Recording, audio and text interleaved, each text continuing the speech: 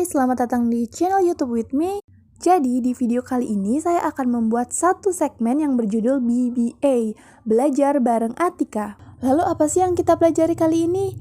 Nah, sebelum kita memasuki arena pembelajaran, izinkan saya memperkenalkan diri terlebih dahulu.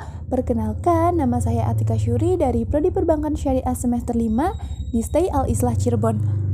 Nah, pembuatan video kali ini didasari oleh pemenuhan tugas mata kuliah Leadership Organisasi Perbankan Syariah yang diampu oleh dosen saya, Bapak Taufik Rahmat Hidayat. Oke, sekarang kita lanjut ke materi yang akan saya sampaikan. Jadi, di kesempatan kali ini saya akan menyampaikan sebuah resume buku tentang leadership atau kepemimpinan karya Muhammad Arafat Imamji. Nah, buku ini berjudul Leader University. Jadi, buku Leader University karangan Muhammad Arafat Imamji ini terbit di tahun 2015 oleh Kim Ara Holding Group dan berjumlah 300 halaman. Lalu di sini saya akan menyampaikan materi dari buku tersebut menjadi 3 bagian.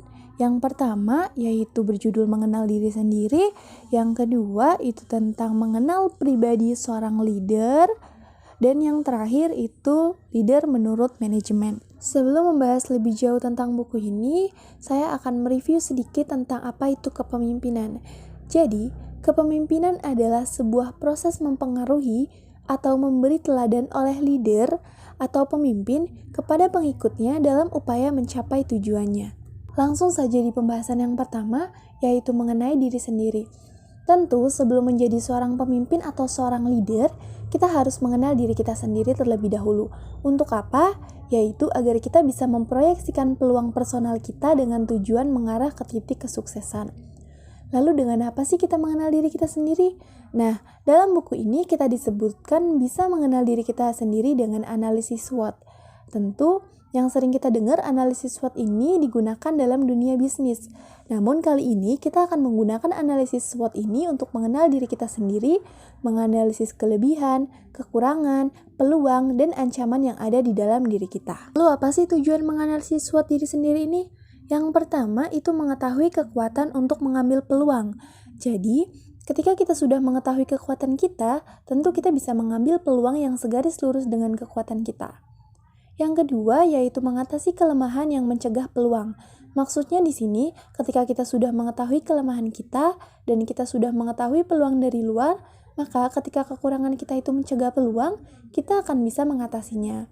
Yang ketiga yaitu menghadapi ancaman dengan kekuatan. Jadi, ketika kita sudah mengetahui ancaman yang akan terjadi dan kita juga sudah mengetahui kekuatan yang ada di dalam diri kita, maka kita bisa menggunakan kekuatan kita itu untuk menghadapi ancaman yang ada. Nah, yang terakhir adalah mengatasi kelemahan yang memunculkan ancaman. Jadi, setelah kita menganalisis kelemahan, kita diharapkan bisa mengatasi kelemahan tersebut untuk apa? Untuk mengatasi ancaman yang akan datang di kemudian hari. Lanjut di pembahasan yang kedua, yaitu tentang mengenal tipe kepribadian leader. Jadi, dalam buku ini disebutkan karakteristik sifat dasar manusia dibagi menjadi 4 tipe, yaitu koleris, sanguin, plekmatis, dan melankolis. Nah, tipe leader yang pertama yaitu tipe koleris. Seorang koleris memiliki kemauan keras dalam mencapai sesuatu. Nah, tipe koleris ini orang yang berapi-api, aktif, praktis, dan cekatan. Ia juga orang yang mandiri dan sangat independen. Namun, bagian yang sedikit berkembang dari seorang koleris itu adalah emosinya. Jadi, orang koleris ini memiliki temperamen yang meledak-ledak. Ia tidak mudah bersimpati kepada orang lain, dan dia juga bukan orang yang mudah mengekspresikan perasaannya kepada orang lain. Nah, tipe yang kedua adalah tipe sanguin. Tipe sanguin ini adalah orang yang sangat bersemangat dalam hidupnya. Ia selalu tampak ceria, hangat, bersahabat, dan sangat menikmati hidupnya. Hal ini disebabkan karena ia memiliki sifat yang mudah menerima, sehingga kesan-kesan dari luar dapat dengan mudah masuk ke dalam hatinya. Tetapi seorang sanguin ini cenderung berdasarkan perasaan daripada pemikirannya saat ia mengambil sebuah keputusan. Nah, tipe yang ketiga yaitu tipe plekmatis. Tipe plekmatis ini merupakan seorang yang memiliki sifat alamiah pendamai, tidak suka kekerasan, merupakan orang yang mudah diajak bergaul, ramah, dan menyenangkan. Nah, tapi karena sifatnya yang menyukai kedamaian itu, dia tidak menyukai pertikaian. Jadi, ia cenderung menarik diri dari segala macam keterlibatan. Hal ini yang seringkali menghambatnya untuk menunjukkan kemampuannya secara total dan menjadi cenderung pasif dan pemalas. Nah, tipe yang terakhir yaitu tipe melankolis. Nah, tipe melankolis ini adalah tipe yang temperamennya paling kaya. Jadi, ia memiliki rasa seni yang tinggi, kemampuan analitis yang kuat, perfeksionis, sensitif, berbakat, dan rela berkorban.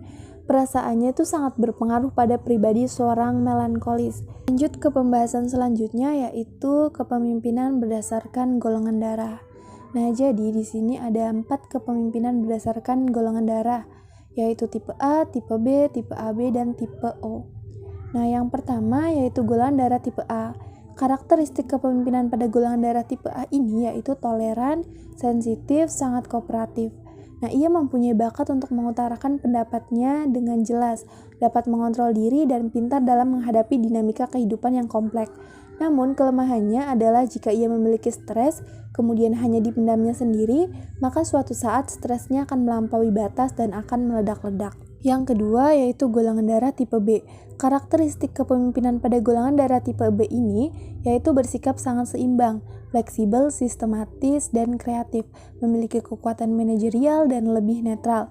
Namun mereka membutuhkan keseimbangan antara aktivitas fisik dan mental agar tetap sehat dan tajam pemikirannya. Yang ketiga, golongan darah tipe A. Karakteristik kepemimpinan pada golongan darah tipe AB yaitu tegas, cerdas, optimis, sangat karismatik, toleran, kooperatif, seimbang, manajerial, memiliki kemampuan berbahasa diplomatif dalam setiap situasi, dan tidak menaruh dendam jika dikecewakan. Kelemahannya hanya di penyakit dirinya sendiri, yaitu memiliki sistem kekebalan yang rapuh terutama dalam menghadapi stres, sehingga dianjurkan untuk berolahraga seperti yoga, meditasi, zikir, tai chi, golf, renang, dan lain-lain. Lalu, tipe golongan darah yang terakhir yaitu tipe golongan darah tipe O. Nah, karakteristik kepemimpinan pada golongan darah tipe O ini lebih dikenal dengan mewarisi sifat kepemimpinan dari ayah dan kakeknya, yaitu keinginan yang kuat untuk berhasil, yakin dan berkuasa, logis dan strategik, inovatif, mempunyai pengikut, optimis, serta segar bugar, sehat fisik dan mental. Nah, pembahasan yang terakhir kita ini yaitu tentang kepemimpinan menurut manajemen. Yang pertama yaitu manajemen diri sendiri atau self-control. Manajemen self-control ini terdiri dari 4 yaitu adversity quotient, intelligent quotient, emotional quotient, dan spiritual quotient. Nah, yang pertama itu tentang adversity quotient, yaitu kecerdasan menghadapi kesulitan untuk mendapatkan peluang. Yang kedua yaitu intelligent quotient, atau kecerdasan otak kiri yang sifatnya itu pengetahuan dasar atau ilmu pasti. Yang ketiga yaitu emotional quotient, yaitu kecerdasan mengenali emosi sehingga dapat dikendalikan dan diubah pada situasi dan kondisi tertentu. Nah, yang terakhir itu spiritual quotient, yaitu kecerdasan dalam menganalisis apa penciptanya, yaitu berkaitan dengan spiritual yang ada di dalam diri kita. Lalu, subbab yang kedua dari kepemimpinan menurut manajemen adalah tentang kekuatan manajemen. Jadi, seorang pemimpin itu harus mempunyai kekuatan manajemen. Di sini disebutkan ada 5 kekuatan manajemen yang harus dimiliki seorang pemimpin, yaitu ada kekuatan waktu, kekuatan teknis, kekuatan IT, kekuatan finansial, dan kekuatan sumber daya manusia. Yang pertama itu kekuatan waktu, yaitu seorang pemimpin harus bisa membagi waktu atau bisa menentukan skala prioritasnya. Yang kedua yaitu kekuatan teknis. Jadi seorang pemimpin itu bukan hanya bisa menyuruh, tetapi bisa juga mengerjakannya, tahu prosesnya, tahu bagaimana caranya. Dan yang ketiga yaitu kekuatan IT. Jadi seorang pemimpin itu harus menguasai teknologi dan mengetahui informasi intelektual atau up to date. Nah, yang keempat itu kekuatan finansial. Jadi seorang leader itu harus bisa mengatur keuangannya sendiri maupun mengatur keuangan perusahaan dan menekan resiko yang ada. Nah, yang terakhir itu kekuatan sumber daya manusia. Jadi seorang pemimpin itu harus bisa mempengaruhi bawahannya, harus pintar negosiasi, harus pintar melobi, dan punya banyak relasi. Nah, di pertemuan kali ini kita akhiri dengan satu quotes tentang kepemimpinan dari Cory Booker yang bunyinya, "Leadership is not a position and title, it is action and example." Jadi, seorang pemimpin itu bukan tentang posisi dan juga bukan tentang gelar, tetapi seorang pemimpin itu bisa kita lihat dari aksi dan contoh yang dia berikan. Terima kasih. Mungkin hanya itu yang bisa saya sampaikan. Maaf apabila tidak sempurna, karena kesempurnaan akan tercipta ketika kita bersama.